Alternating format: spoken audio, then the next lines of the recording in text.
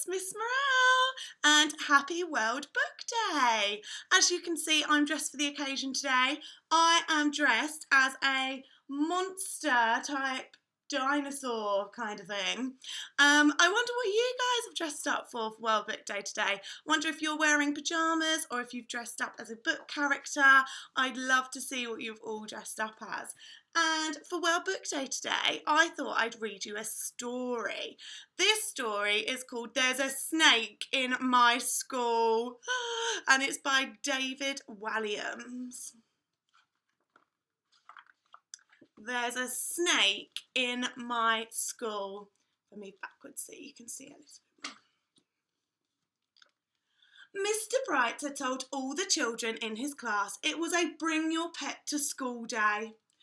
Everyone rushed to the playground to meet the animals. There was a stupidly cute gerbil, a tiny goldfish, a fat cat, a 100-year-old tortoise, and a tall dog. Last to arrive, as usual, was a little girl called Miranda. She was riding on the back of an enormous, slithery snake. "Meet Penelope, my python," announced Miranda. On seeing the snake, the other children screamed, "Ah!" Miranda loved being different. She always stood out at school with her individual take on school uniform, her cartwheels down the corridors, and her funny answers in class. And here her teacher's asking, "What ended in 1945? And she said, 1944, and there's all of her friends laughing, going, ha ha ha. A python is a rather unusual pet, but Miranda and Penelope had so much fun playing together. For the little girl, the snake would pretend to be a scarf, a hula hoop, a balloon, a telescope, a trombone, and sometimes, when they were both feeling particularly mischievous, a third arm. "Come and give her a tickle," encouraged Miranda, but the other children were too scared. Penelope was a python after all, and pythons eat people. All the pets were frightened too. The large dog yanked on his lead, sending the tiny owner flying. The goldfish tried to hide behind some water. The tortoise made a rather slow run for it.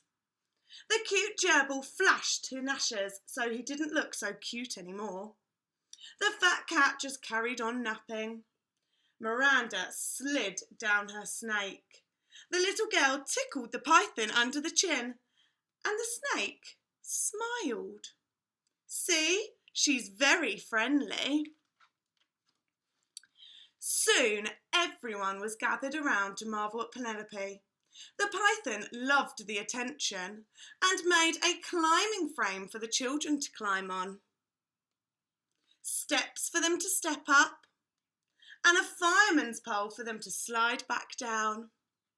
Penelope even helped the children with their numbers, though she could only go up to number 9. This was turning into the best day of school ever. But then Miss Bloat, the headmistress, thundered to the playground. "There's a snake in my school," she shouted. Miss Bloat didn't like animals very much, or children. "It's bring your pet to school day," spluttered Mr. Bright. "And Penelope is my pet," said Miranda. "Miranda, I should have known you would have to be different. A snake is not a pet. It's a menace," snapped Miss Bloat. "Mr. Bright, all these filthy beasts are confiscated." All the girls and boys shouted, "No!" as the headmistress stuffed their pets into the lost property cupboard. Except for Penelope the snake. Miss Bloat had other ideas for her. "This disgusting thing is coming with me," bellowed the headmistress. With that, she dragged the poor python along the corridor to her office. "Where are you going to put Penelope?" asked Miranda. "In the bin." "No!" Miss Boat crammed the snake into her bin and slammed the lid shut. Then she plonked herself down on top of the bin so the python could not escape. The bin rattled and rattled, but Penelope was trapped. "A snake in my school indeed. Get back to your lesson." Downstairs in the classroom, tears rolled down Miranda's cheeks. All the children were sad to have had their pets taken away, but no one was sadder than Miranda. The little girl feared she would never see Penelope again.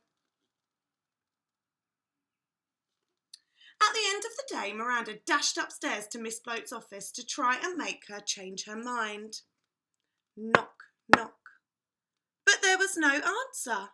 So slowly Miranda pushed open the door, only to see Penelope in the headmistress's chair. Miranda ran towards her pet and gave her a humongous hug. Miss Bloat was nowhere to be seen. So the little girl grabbed the key on the desk, ran to the lost property cupboard as fast as she could and unlocked it. The animals were overjoyed to be set free. Then Miranda and all the pets slid down Penelope's back into the playground. Whoosh! And the children shouted, "Hooray!" Penelope entertained everybody again.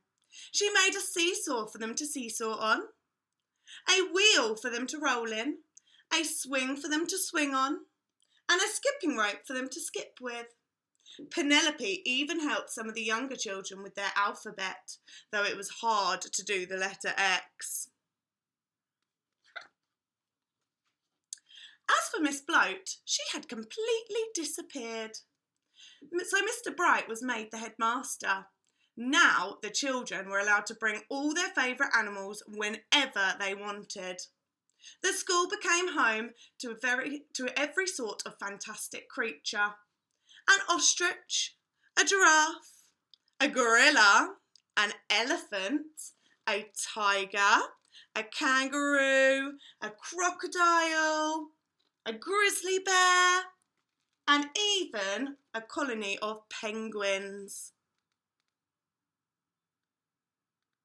That school looks fun. But the star attraction was always Penelope. Though Miranda had noticed there was something a little different about her python. There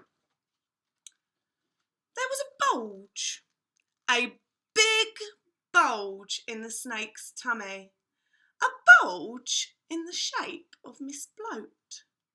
But the little girl thought it was best not to say anything. And there's a little speech bubble coming from the python's belly saying, "Let me out!" Oh, I wonder who's in there.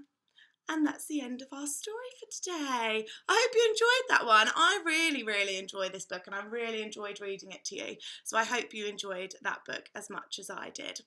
Thank you for listening. Bye.